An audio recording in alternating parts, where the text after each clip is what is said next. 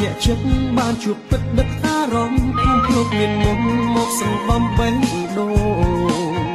ឲ្យរៀមលំទីទេសចរទឹកហូរឈូឆរំពងស្ពានស្នេហ៍បេះដូងតែចិត្តបងស្នេហ៍ជីវ៉ា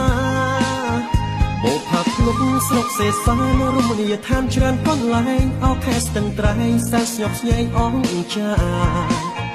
ថ្លាក្បាលកោះស្រស់បវរអ្នកទេសចរទៅទស្សនាប្រៀបបានបោផាថែបការនៅក្រពុំ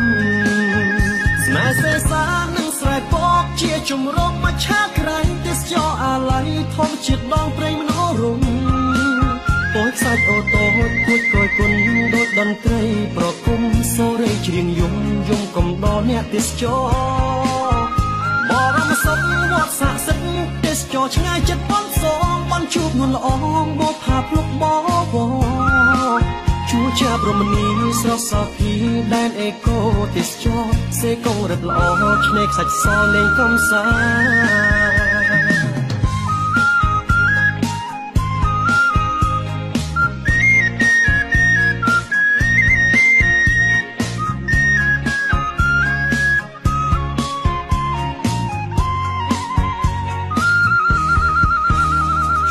ធ្លាក់ត្រជាចិត្តបានជួបទឹកដិតអារម្មណ៍ភូមិព្រោកមានមុនមកសម្បំបេះដូង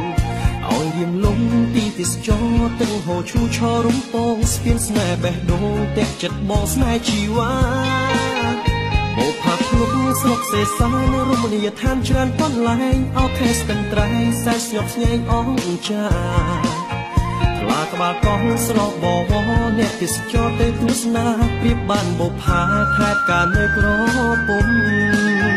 ស្នេហ៍សេសានឹងស្រែពកជាជំរំមច្ឆាក្រៃទេសចរអាឡ័យធម្មជាតិដងព្រៃមនោរម្យ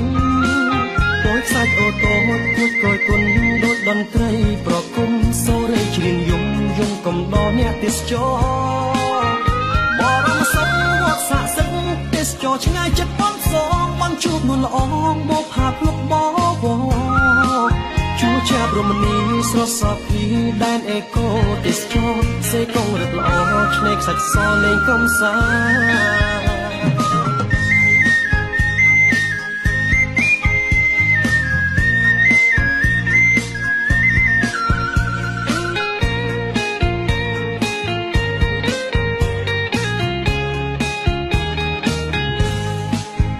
នឹកស្ទឹងត្រែងតែងទំនុកផ្ដាំភូមិភ្លុកនឹកដល់ញាតសមរធម្មជាតិការពារទ្វេទៀតគេក៏